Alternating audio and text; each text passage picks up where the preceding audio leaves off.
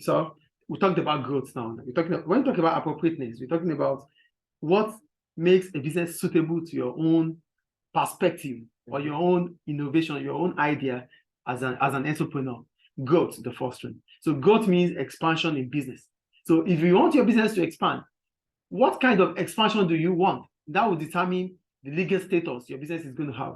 If you think you have the financial capability to continue to grow, then you can continue to be a sole trader. But if you think you need other people to join up, other investors to join, then you can think about partnership. You can think about limited liability company. That means when we're talking about limited liability company here, we're talking about you thinking of having more than 20 people to join the business.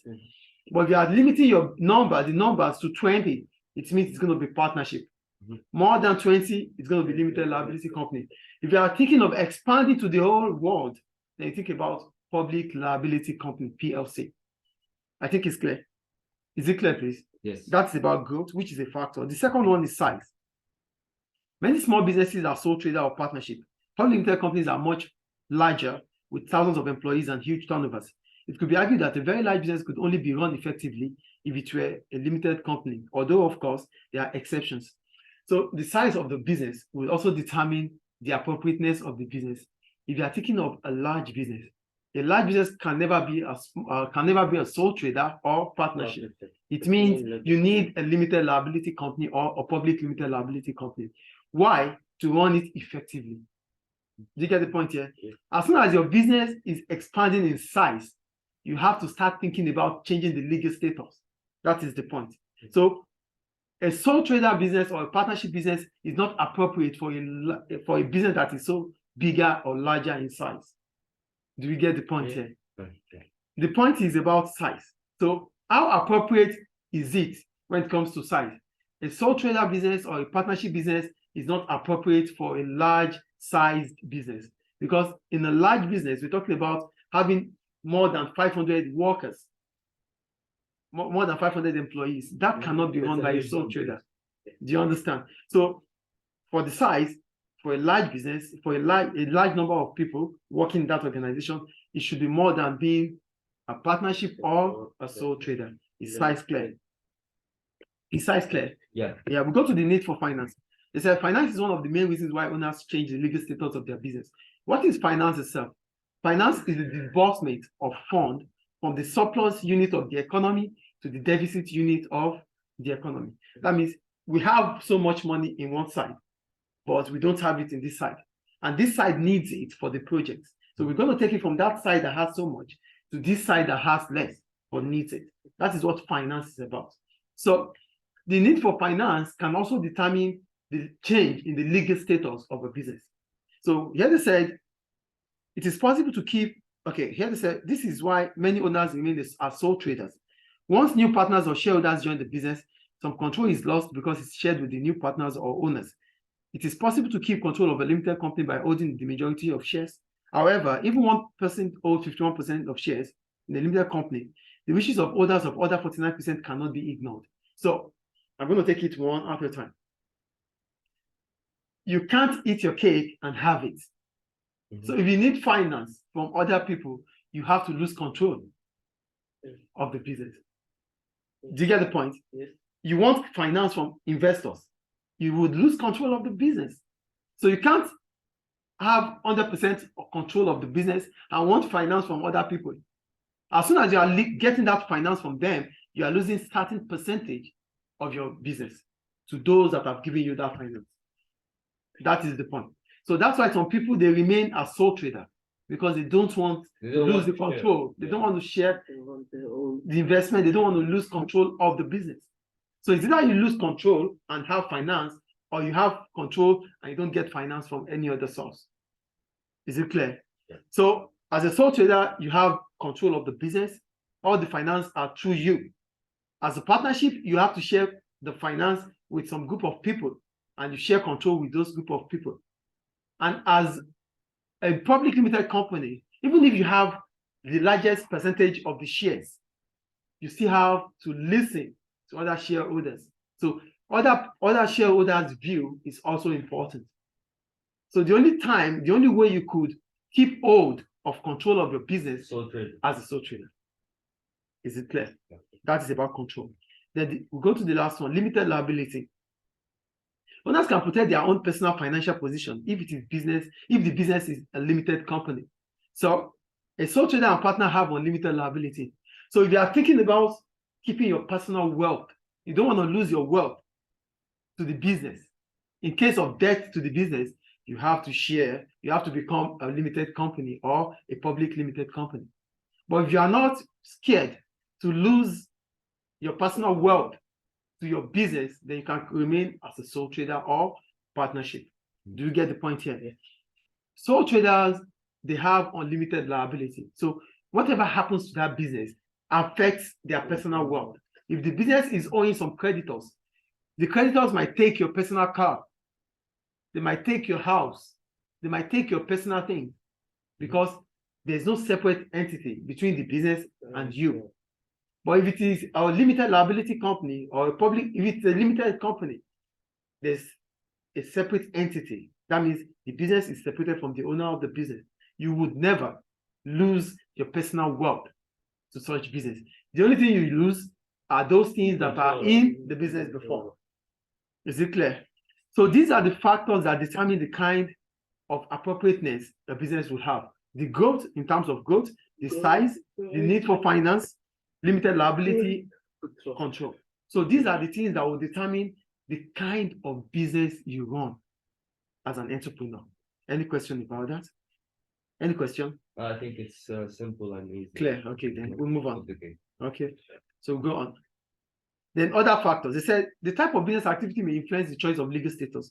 For example, services such as plumbing, decorating, and gardening tend to be provided by sole trader, while professional services such as accountancy, legal advice, architectural design are usually offered by partnerships.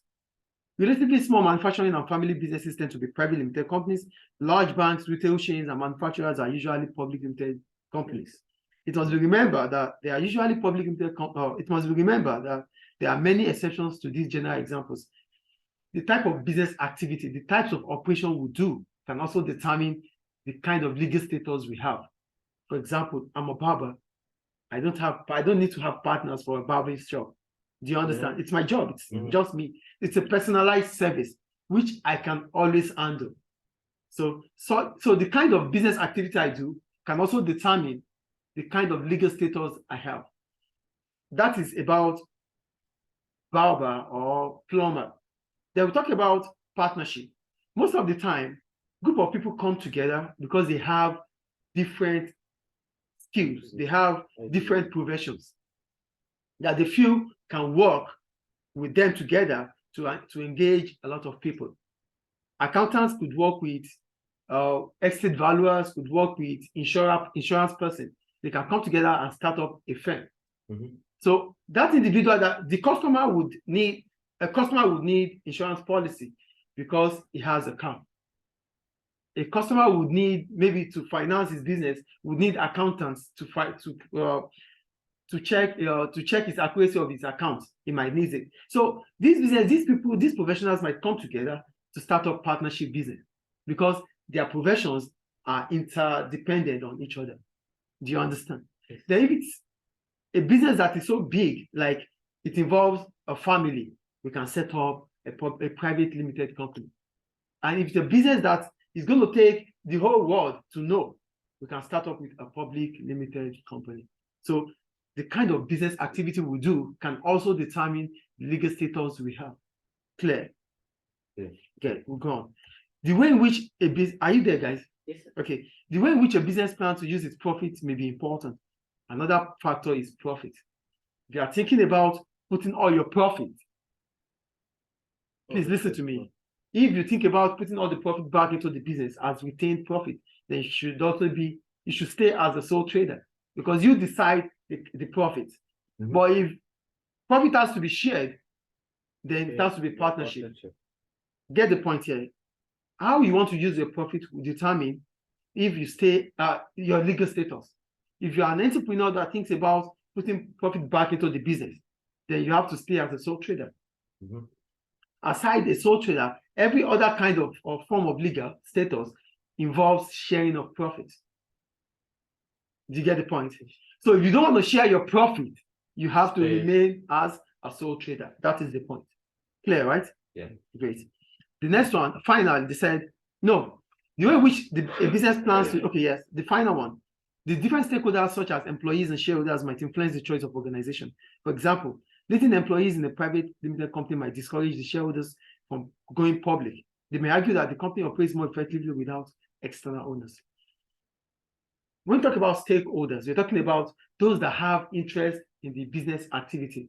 Examples of stakeholders are the employees, the shareholders, government, banks, creditors, the community. These are all stakeholders because one way or the other, they have direct or indirect link with the business. So here, the most example here is about the employees and shareholders. Employees might discuss with owners of the business that, oh, we don't need you to share your ownership with external people. We will be run effectively if you continue to be the owner of the business. So employees can influence the choice owners of the business make in terms of the kind of legal status they want to, embark on. Do we get the point? Yeah. So in all, business activity can determine the kind of legal status we have. The size of the business can determine the appropriateness of the business. The stakeholders can determine the kind of finance we want, can determine the profits we want, the kind of profit, the kind of way in which we want to use our profit can decide. The control we need can also decide. So all these things will determine the kind of business that is suitable to our mindset as an entrepreneur. Clear, right? Yeah. Good. So we'll move on. Objectives and the types of organization. So it is likely that the different types of business organization will have different objectives. Some examples are given below. Small sole traders might be happy to make a modest amount of profit, just enough to fund a comfortable life. So here we're talking about profit satisfaction. We talked about it before. For sole traders, some people, they are just happy when they are just okay when they make a profit that is modest, meaning a profit that is enough to continue to run the business and enough to finance their lifestyle. We call it profit satisficing. Here, the profit is enough to take care of the business and the lifestyle of the owner. So he thinks it's more suitable for him to stay as a sole trader, yeah, because you're not thinking about large profit. You're not thinking about huge profit. You just want to make a profit that is enough to, to take care of you and your family. Yeah, he doesn't want to change his lifestyle. Yeah, he doesn't want to. Maybe he doesn't want to take the risk of becoming bigger. Yeah, maybe he's afraid of the risk. Yeah. So, family businesses and other medium-sized private limited companies often do not wish to go public because they're afraid of losing control to outsiders. So, a limited liability company, that means a company that is run within friends and family, they might not want to go public. Why? Because they don't want to lose control of the business to outsiders. They want to remain within those that they know. So, not because they don't have the financial capability or they don't want to lose control to outsiders. That's why they want to remain like that. But for most multinationals, they want to become as big as possible because they want to be known more. They want to expand as much as possible because their aim is to increase the market share. And to increase the market share, you need a very large-scale production. And to get a very large-scale production, to even enjoy economies of scale. Because if you are the bigger you are, the lower your cost of production. So for small businesses, they are good, they are okay with profit satisficing. For medium-sized businesses, they just want to remain the way they are. They don't want to lose control to outsiders. And for multinationals, they want large profits. They want to maximize profit. They want expansion as much as possible. Clear, right? Then we'll go to the questions immediately. They said, which of the following business activities is likely to be uprooted? You guys have to do that yourself.